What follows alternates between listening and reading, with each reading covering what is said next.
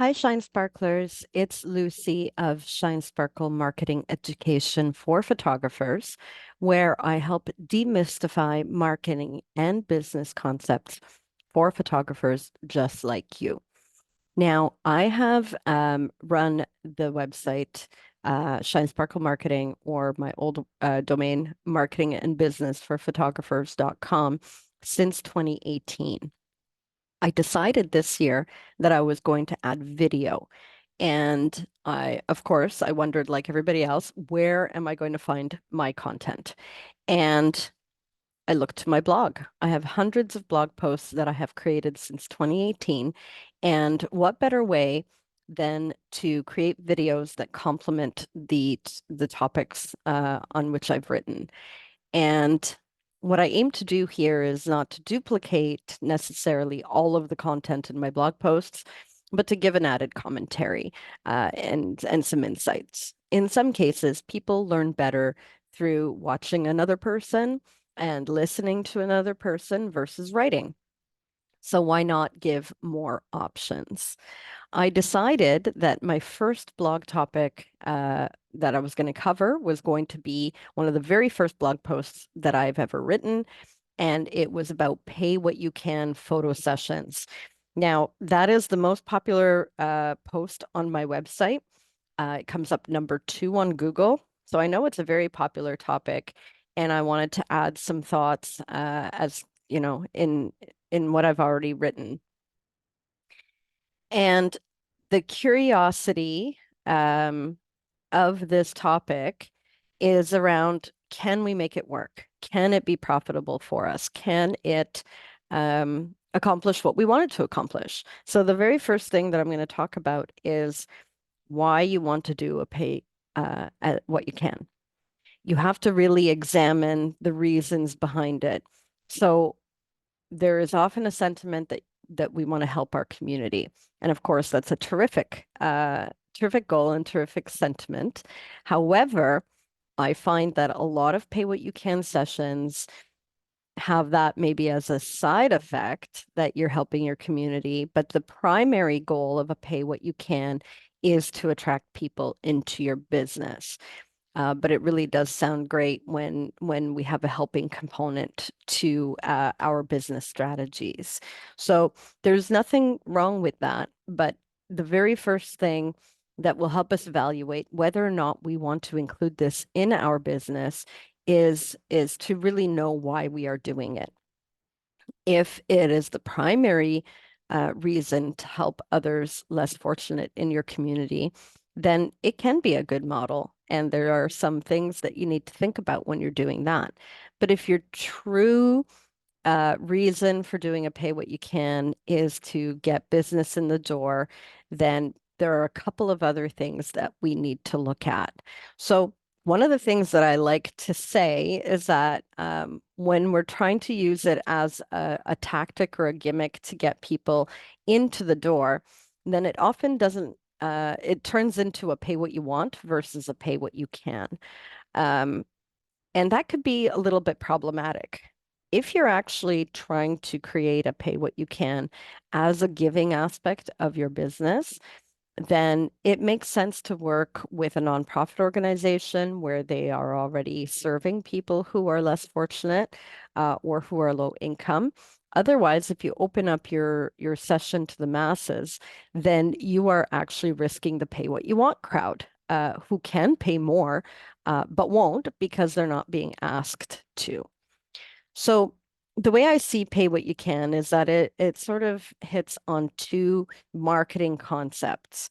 The one marketing concept is a lead magnet, and the other one is a loss leader. A lead magnet is when somebody offers you something of value in exchange for something like an email address. So, for example, if you go to my website, shinesparklemarketing.com, you will get a pop-up, and I'm offering a free guide for kickstarting your photography and business journey. And if you feel that you will receive value from that guide, you will exchange access to that guide for an email address. And so then you win because you receive the guide and you can start your work. And I benefit as well by receiving your email address and being able to communicate with you on an ongoing basis to share more information, to offer products, and that sort of thing.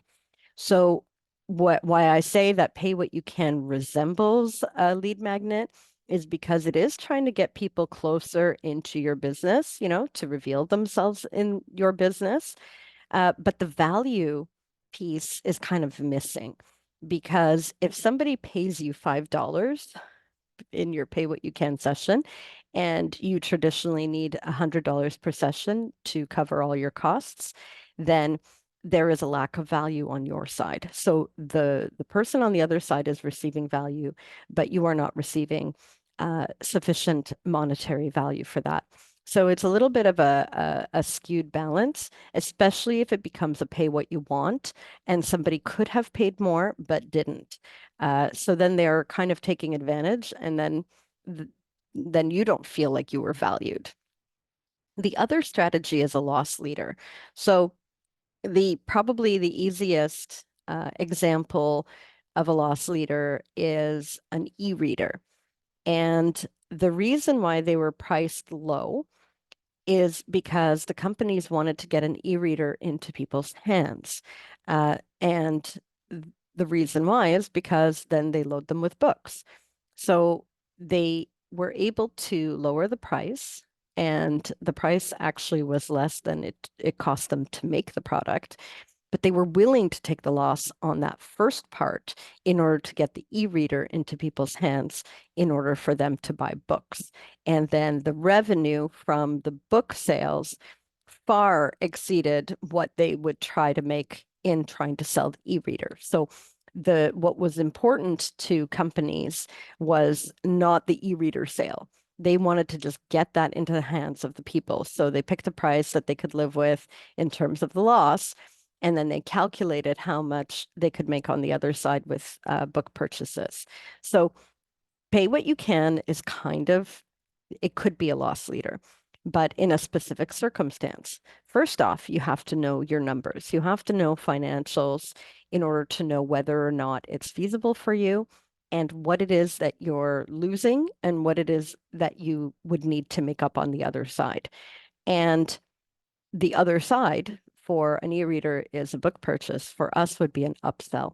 So if your pay what you can session offers 3 images and you've produced 15 or 20, then you are hoping for that upsell on the other side. Now, some of the issues that I see photographers running into is that they have used pay what you can as a low-hanging fruit, kind of buzzy, um, trendy, gimmicky way of getting people into the business because they don't really know how to market otherwise. So if that's the case, then the upsell process is actually knowing how to create sales. So if you're somebody who doesn't really know marketing very well and doesn't like to sell and doesn't know how to sell, then the pay what you can becomes very risky because if you're offering the loss leader, then you're taking a loss, hoping for something to come out of it on the other end. But if you don't have the skills to create an environment in which that upsell will happen, then you may not end up meeting any kind of financial goal at all. So it could be good if you know your numbers and you know how to sell on the other side. But traditionally, I think it's really kind of a hybrid of the two where you're trying to get people in the door and you realize that you might have a loss, but you're hoping that this client will come back and you're hoping that this client will buy more. And hope is not really a great marketing or sales strategy. So I'm going to offer you something else. What is a better way? And the answer to that is in value creation. So the best way to attract people into your business is to give them something valuable. So for example, you are a family photographer. What possibly can you do to add value to people's lives beyond wanting to photograph their families and creating memories and all of that? Well, for example, if you're targeting families that have young children between 2 and 6, Those families are often looking for activities to do locally when their kids are off school or during summer vacation. So you can actually create content around things like that, for example. And what that might look like is that you can run blog posts on popular places to take your kids to. It could be museums, it could be splash pads, it could be parks, it could be any number of things. So once you start creating that value, then you can share that value in your community and people will start to get to know you. And that would be a far better way because it creates long-term sustainability. So, the one and done, pay what you can. It's like a flash in the pan. You might get a whole bunch of people that are just looking for a deal and may never ever come back into your business. So you've generated a few dollars, probably wasn't enough to meet your financial goals. And then on top of it, you have people who will go out and find the next pay what you can run by a photographer down the street. They'll build no loyalty to you. But if you start becoming a voice of something valuable in your community, people will come back for your content. And that's what you want to do is you want to create valuable information, resources beyond just being a photographer, let's say, but things that are related to your business.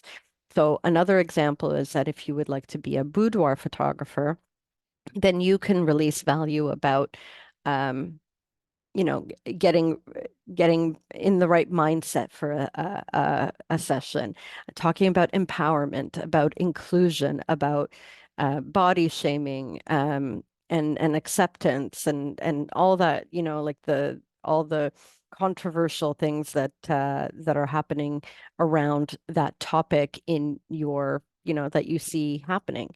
And you can provide value around that, why women might want to feel empowered, might want to do a session, body positivity, that kind of thing. So adding value is a much more sustainable way to create loyal customers to your business and brand. The other part of that equation is to be able to have a voice that creates that valuable content. How do we create a voice? We're getting into brand building essentially. And what a brand is the energy of your business. So what you do is you use everything about you in your history, in your business model, in your environment, and leverage that to something that other people don't have. For example, if you are a teacher by trade and you're maybe still teaching and doing this as a side business, then you may have a really great way with children. And that's a great, unique voice to bring in because a photographer who does not have a teaching background will not be able to bring that same energy into a photo session. So that's an example of picking something out that is interesting and or unique about you and moving that into your business. Now, you might say, well, there's other photographers who have been teachers, but maybe you had a special way of dealing with kids, a song or a book or, an approach or something like that. You can infuse that all, and then you can start creating content. So, for example, if parents fear that their kids are not going to cooperate during a photography session, you publish blog posts about how they might be successful in a session and with you specifically because you have the skills to overcome pretty much anything that that child will throw at you. So in the end, go to read the blog post. It's on shinesparklemarketing.com or marketingandbusinessforphotographers.com.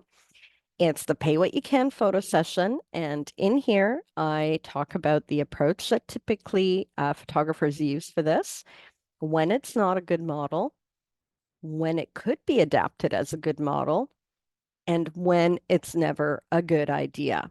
And of course, I hope I added value here today by giving you two concrete steps to an alternative to pay what you can, meaning create valuable content for your community and deliver that content with your unique gifts. So I thank you for joining and stay tuned for more videos from Shine Sparkle. Thanks for joining.